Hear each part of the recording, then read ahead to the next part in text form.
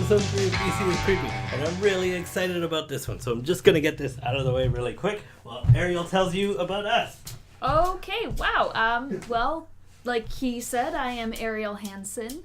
He is Topher Graham. Together we founded Bad Cookie Pictures, and this is our podcast, BC is Creepy, where we explore the creepy side of British Columbia, all sorts of different stories from true crime to cryptids, ghosts, anything else you can think of. We're going to try and cover it at some point. So anyways, Topher is going to be telling the tale this episode. Smudging is out of the way, so now we can start talking about Gilbert Paul Jordan, the Boozing Barber.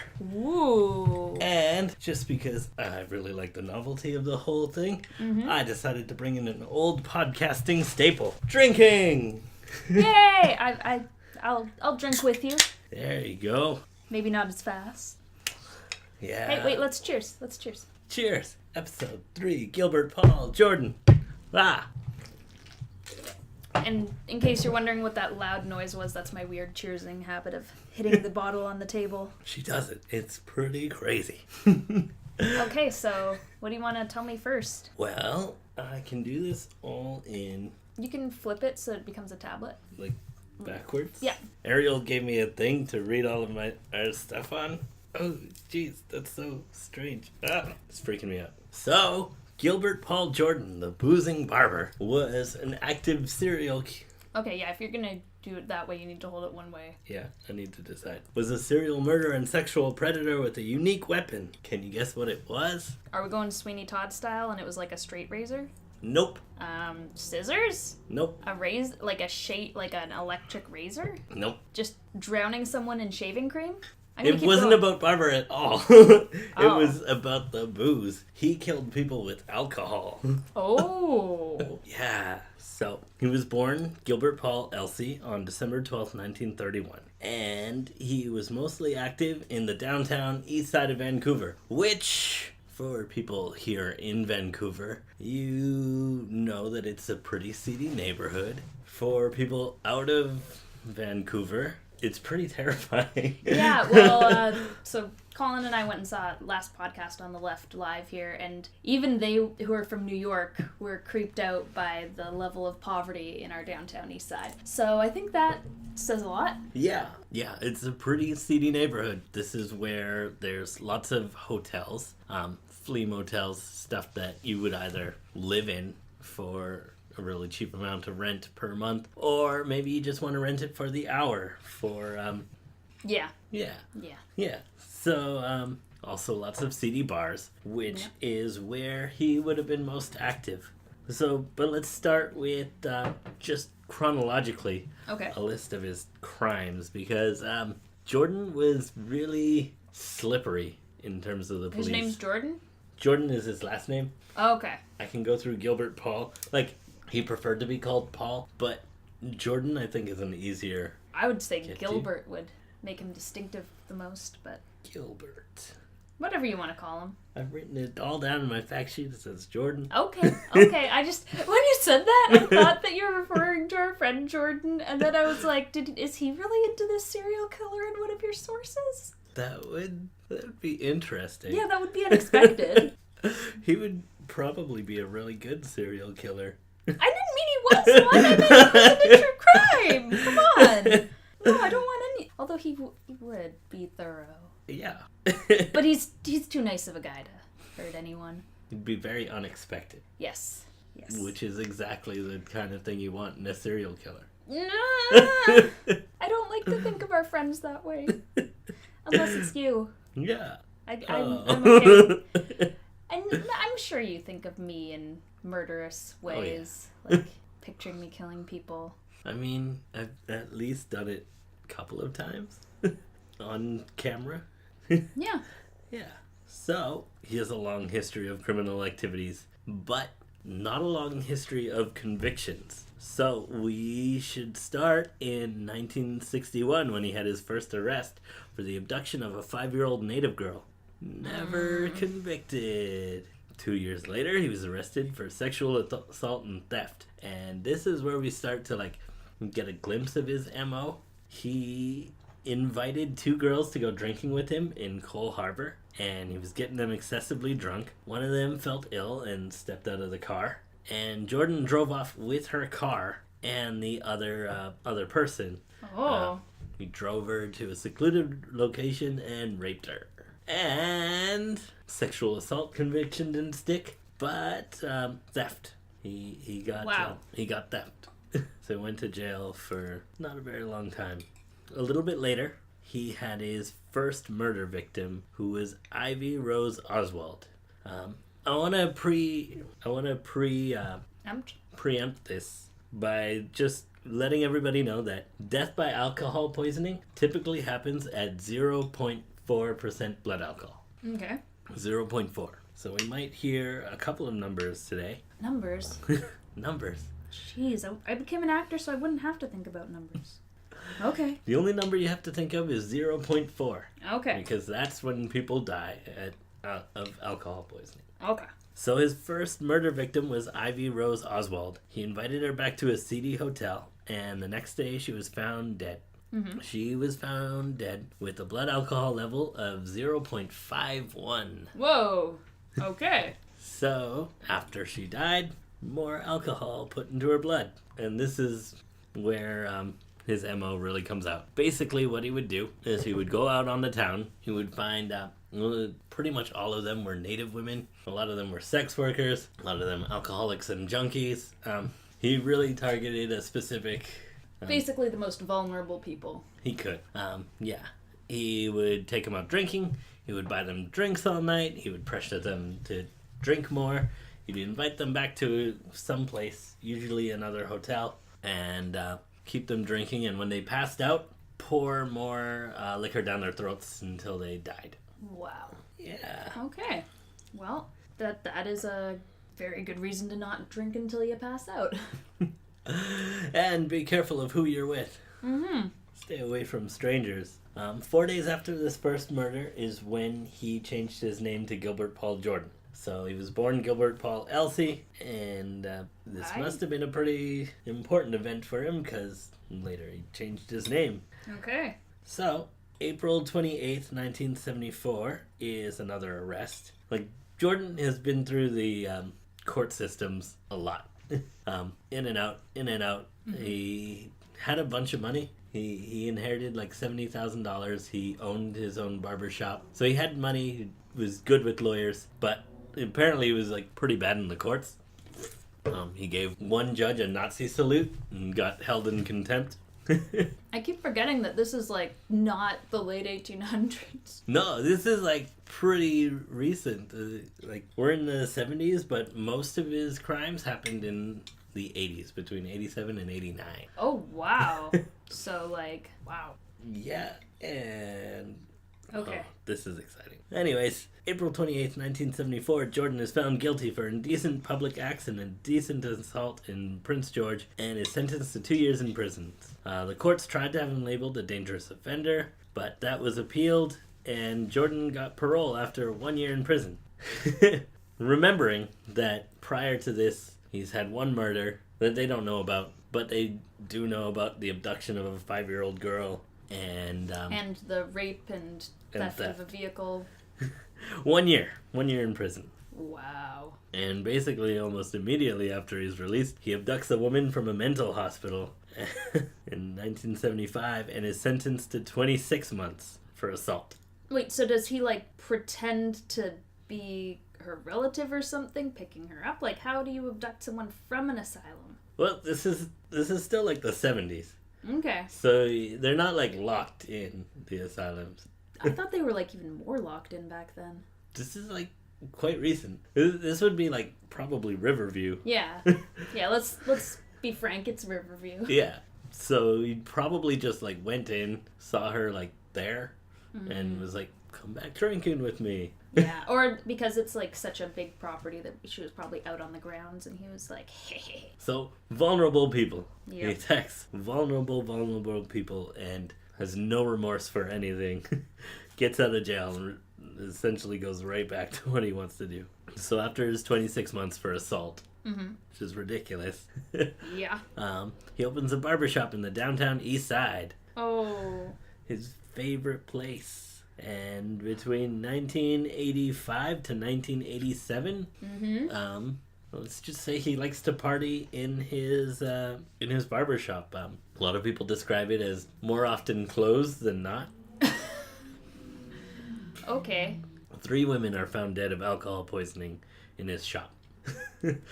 On 3 separate occasions. But you'd think someone would connect the dots. Well, he would report the deaths himself. So they probably just lazy police work that, maybe they didn't do background checks. Yeah. Or this is the downtown east side and a lot of people just, it's typical. But you'd think they'd give him a talking to, listen, people keep dying of alcohol poisoning here. You need to take care of your guests better. You're need being to a stop bad host. letting people drink in your shop. This is a liability issue. If it was someone whose family had enough income, nowadays, if someone died of alcohol poisoning in your store or home, you'd get your pants sued off. Yeah, you would sue. Yeah.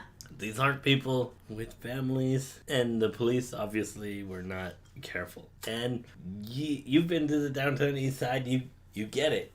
Oh, yeah. You understand. Yeah, no, the odds of walking past someone who's ODing there is easy. So high. The police are there almost 24/7, so... And firefighters and paramedics just constantly.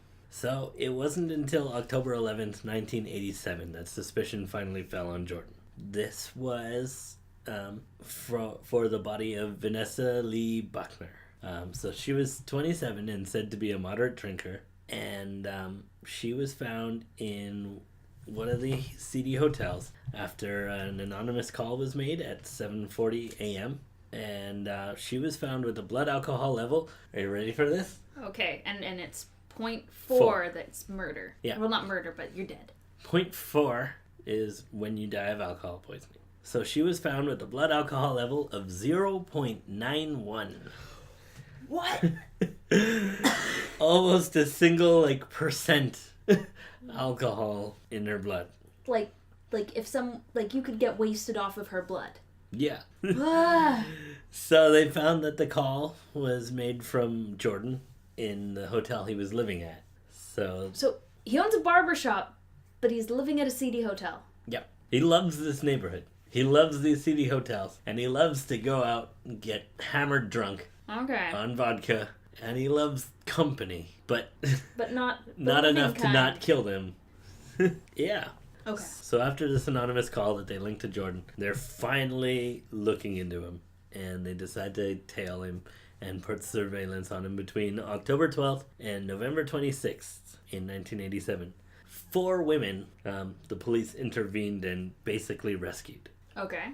So the police intervened, but he didn't get arrested? He didn't get arrested. But they would see that he's leading them out of these bars and basically egging them on to drink. Which, not a crime, right? Yeah. That's the real thing about him, is that this murder is so unique. Yeah. Most of the time, it can be called an accident, and it's kind of this personal responsibility. Liability thoughts. But then if he's pouring it down their throats after they passed out... Then it's no longer their responsibility, and it's on him, and he's a murderer. Yeah. But how do you prove this? Yeah. Okay. I have 2 ways I can go from here. Okay. I can either tell you what they caught him saying. Okay. Or we can talk about the time he was finally arrested for murder. Well, I feel like what they caught him saying would come before he finally gets arrested. That's right. Then let's do it in that order. Okay. I'm not an actor, and Ariel's a pretty good actor, but I'm going to try my best here. Well, thank you for that compliment. Hey. Ah! Have a drink. Down the hatch, baby. $20 if you can drink it right down. See if you're a real woman. Finish that drink. Down the hatch. Hurry. Right down. You need another drink. I'll give you $50 if you can take it. I'll give you $10, $20, $50, whatever you want. Come on. I want to see you get it all down. You get it right down. I'll give you the $50 and the $13, and I'll give you the $50. I told you that. I've told you if you finish, I'll give you $75. Finish your drink. I'll give you $20. Jesus, is this... Was he on, like, meth or something? Like... Okay, I'm trying my best here. He was on vodka. His weapon of choice is getting, like, smashed drunk. I guess I'm just meaning, like, that is such a long monologue. Like, that's just... This woman has not said anything else. And he's just like... Presumably, she's really drunk. Yeah. And he's just egging over and over and over again. And offering money, offering all sorts of inconsistent types of money. Which he had. He would have been able to pay these girls. And, I mean, once he kills them, he can just take that money back. Yeah.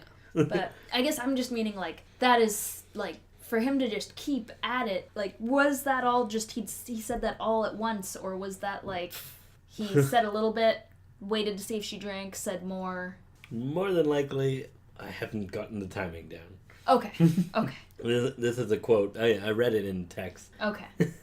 But that's how I can see those kinds of people, like, downtown. Yeah. Acting. You know, reading about him, he kind of reminds me of, like, the drunk people who would get on the bus and yell at the other people on the bus. That is what it sounds like. Which is typical in the downtown east side of Vancouver. Yeah, if you take the number 3 as much as I do. Or the 16. It goes right through. I see it all the time. Yep. So before he was arrested, he actually murdered another person. Edna Shade, found with alcohol poisoning, and his prints at the scene. That was on November 12th, 1987. And November 23rd is when he's finally arrested. Okay, good. So they actually caught him, like, as he was doing this murder. She had lost consciousness. Police entered the room. He was lying on top of her, forcing the contents of a large bottle of vodka down her throat. Oh. So they caught him in the act. And they were able to get her to a hospital and get her stomach pumped so she wouldn't die, right? Right? I don't have that information. Okay, well, I hope she survived. He was arrested for murder. Of her. Oh, okay, then she's dead. She's so he dead. was linked to the deaths of 10 women, and charges were brought for 7 of them, but he was only found guilty for the murder of Vanessa Lee Buckner. Oh my god. Who was his first victim, and it's just because he confessed. That's not even the most frustrating part about this. Yeah, okay. So 10 women, 7 go to court, 1 gets convicted, and he gets 15 years. What? 15 years, and he goes to appeal it, and he gets 9 years. So, and then he gets out and starts killing again? Like... He was released with strict parole conditions. So parole, and I think it was something like 6 years he was paroled after. So his parole conditions: abstain absolutely from the consumption of alcohol, and to not be in the company of any female person or persons in any place where alcohol is either being consumed or possessed by that person or persons. So he's not allowed to have any alcohol. They're never going to be able to... Yeah, how do you monitor that? Like... And he's not allowed to be in bars with women. Which, well, I mean, that's good, but at the same time, how do you police that? Like... Well, he was arrested again in 2002 for breach of probation and sentenced to 15 months in jail. Oh. And after his release, he's arrested again in 2004 after making another attempt on the life of Bard Berkeley in Winnipeg. Oh my god. And charges for this arrest didn't stick. And... But in 2005, the Saanich Police Department issued a warning to the public. Oh. Yeah. That's where I grew up. Yeah. Oh. And so he moved to Saanich, and there was a warning issued. Yeah. And then he dies in 2006. Okay. I hope it was alcohol poisoning. Probably something. Yeah, because, I mean, it would be nice and fitting if the way he died was how he killed others, but yeah, he needs to do that 10 times over. Yeah. At least. There was a lot of crazy statistics. Like, apparently he tried these binge drinking things at least 200 times. Like, he tried to kill women with alcohol at least 200 times? Mm-hmm. That's not substantiated by anything.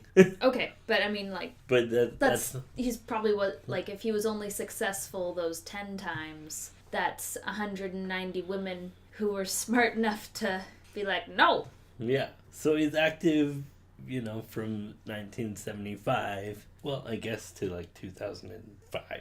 On and off with prison in there. Very little prison. Yeah, surprisingly little. Oh my god. Like, there was some crazy things else. Like, early in his life, he shut down the Lionsgate Bridge by threatening to throw himself off of it. Okay. So, at the time, Lionsgate Bridge was like the only way to North Van. Oh.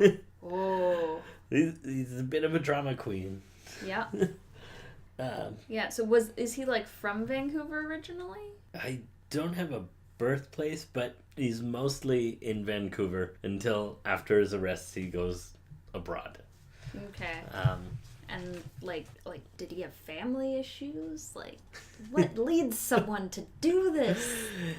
He had a brother. Mm-hmm. And his brother says, like, we don't have any we had a fairly normal childhood, but he was always a little strange. There's one time after he was arrested that he gets tested. For what?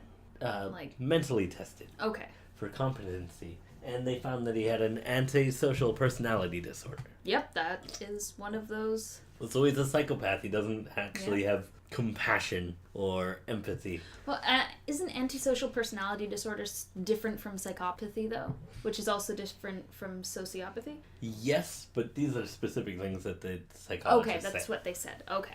That he doesn't have the capacity for empathy. That is a problem. A bad drinking habit. That is also... that is a bad combination. Yeah, so we're talking like he had a bootlegger for vodka. Like homemade vodka is what he's drinking. Basically vodka moonshine. Yeah. He's still going to these bars every night. And he's still buying a lot of alcohol. But then he's also getting bootlegged alcohol, which is really dangerous because you don't know what they're putting in there. Like I went to Bali and you weren't supposed to drink the local alcohol because there's things like antifreeze and stuff because they just want to make it taste good. They don't really know how to make a spirit properly. Yeah, no. Oh. This is the seedy person of the downtown. I'm honestly surprised that this is like the only occurrence of this. It's as I'm reading this, it almost sounds so fitting. Yeah, well, I mean, it just makes me think of then how many years later Picton starts up. He's preying on the most vulnerable as well. Yeah. Yeah. There's been other serial, at least one serial killer passed through Vancouver and picked up downtown East Side women. If you remember, we were on the Haunted Trolley tour. Main and Hastings is the murder spot. I've been drinking.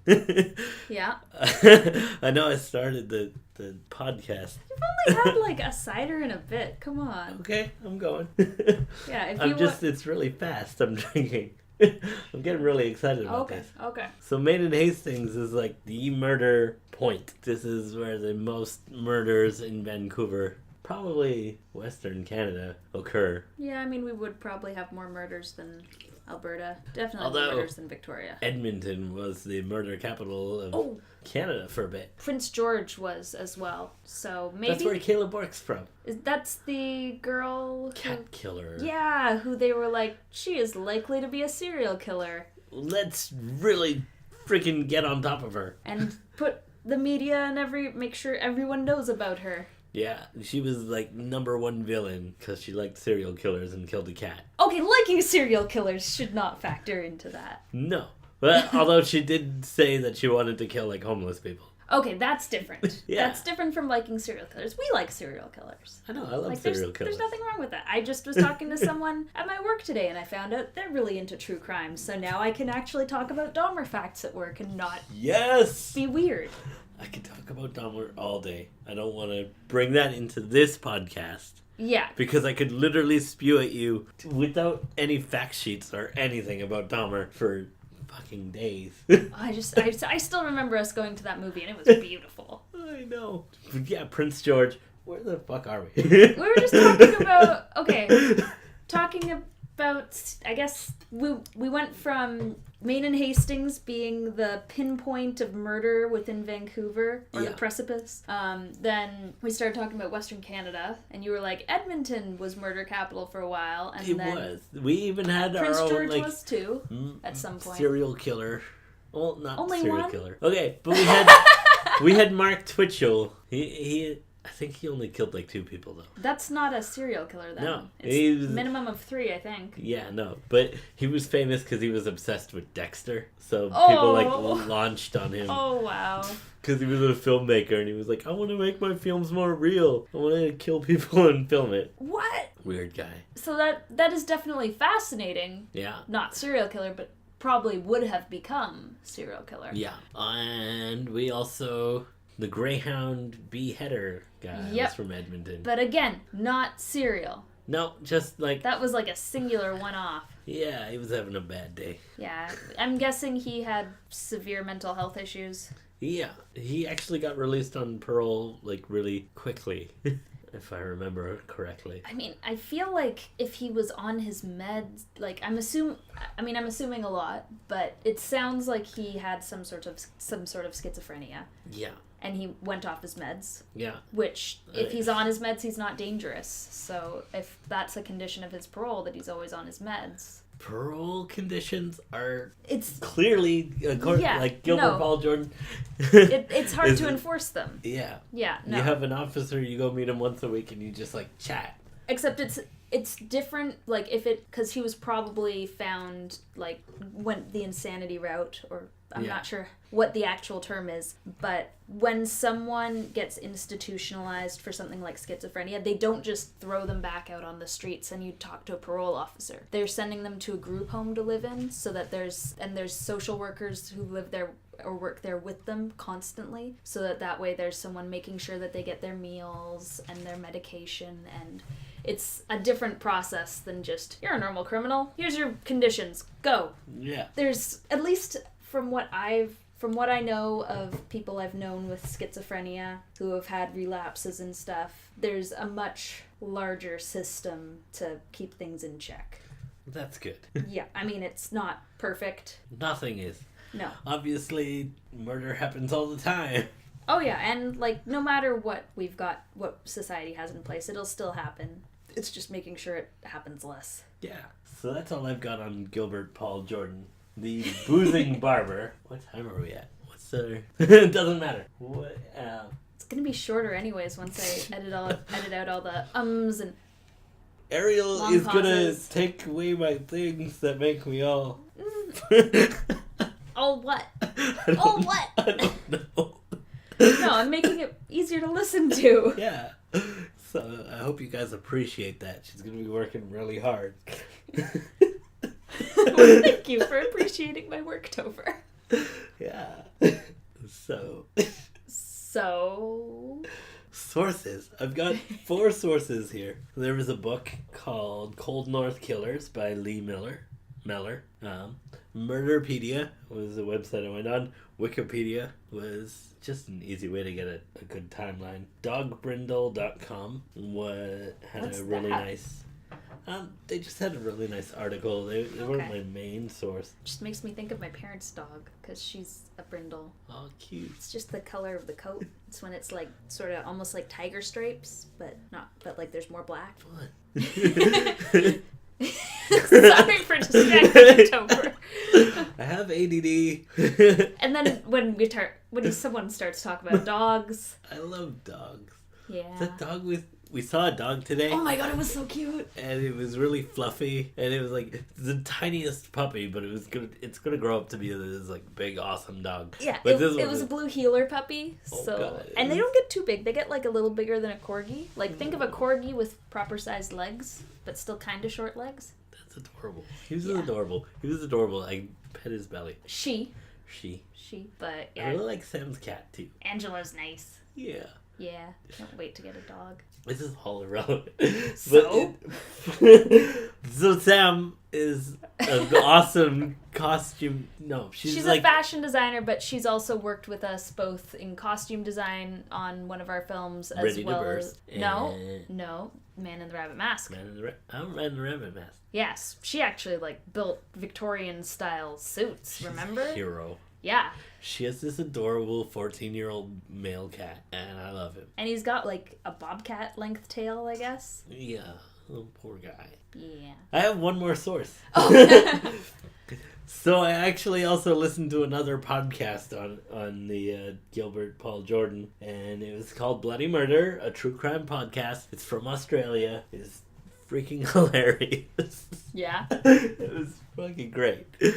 I love Australia. I spent a month there. Really? Mm-hmm. Oh.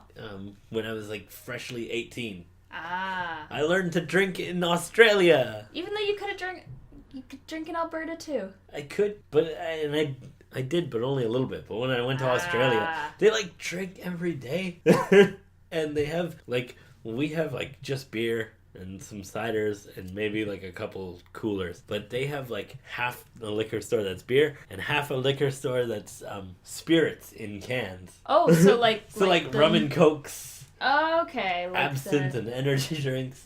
Tequila and lime pop. I'm thinking of the cans that have the hands doing the things with the eyes and stuff. You know how Captain Morgan's has released a Captain and Coke? Yeah. Think that, but every single possible hardball or you could ever imagine. And the most famous is Bundaberg, which is rum and Coke. I thought Bundaberg was just root beer. No, it's a rum in Australia. And they have a rum and Coke, and you can get this in a can. You can get this on tap. It's so delicious. It's so delicious. Oh, I should have... Regardless. Yeah, meanwhile here in Canada, we just got Lone Tree cider. Well, we've got plenty more than that, but they're starting to put wine in cans. And they're just not popular. Well, I mean... We've got, the Jack and Cokes now that's kind of cool, but they're not, basically, you could have those and not drink beer, and nobody would care, as long as you're drinking and getting drunk.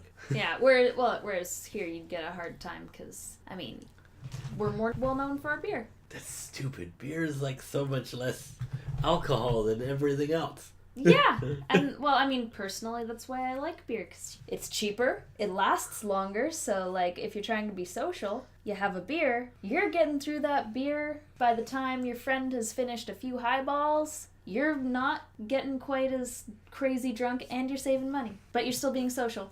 I've taken to cider because that keeps me from getting crazy drunk.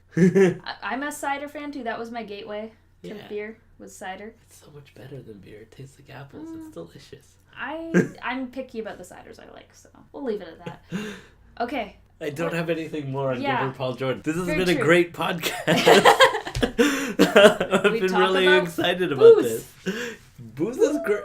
Booze is lethal. Yeah, so if you are going to drink in moderation. And responsibly. And be careful about who you're drinking with. And don't force others to drink alcohol. Wait, I want to see how you do this quote. Okay. We'll do that and then we'll wrap up. Okay. Okay, you gotta find it better. I'm looking, okay? There it is. Police reports quote Jordan as saying... Have a drink. Down the hatch, baby. $20 if you drink it right down. See if you're a real woman. Finish that drink. Finish that drink! Down I finished it! Good. Now, next one. Oh, fuck. Okay. Next one. Down the hatch. Hurry, right down. You need another drink. Mm-hmm. I'll give you $50 if you can take it. Holy shit. I'll give you 10. Okay, 20. More. $50, whatever you want. Woo! Come on, I want to see you get it all down. You get it right down. I'll give you $50 and the $13. I'll give you $50. I told you that. If you finish that, I'll give you $75. Finish your drink. Finish your drink. I'll give you $20. So I can't finish this before the end of the podcast. But that was amazing. Give it up for Ariel Hansen. No, I'm sure that is definitely not how he said it. But that was the fun way to do it. Yeah. Okay. And when you're acting, it's all about making choices. Okay. Okay. So this has been BC is Creepy. Yeah, so if you want to follow us on those social medias, we are Bad Cookie Pictures on Instagram, Facebook, Twitter, our website. If you have any ideas for future topics, email us at badcookiepictures@gmail.com. Ariel's drunk. Don't listen to her. I've only had one beer. Yeah. Mr. 2.5 ciders, slamming them.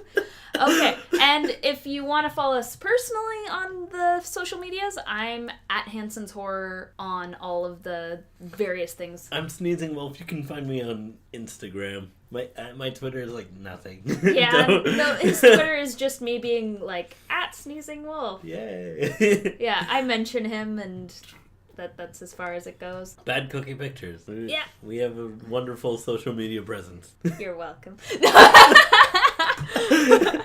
Okay, and so yeah, that's been BC is Creepy. Good night. Good night, and Be careful. Be careful and stay creepy.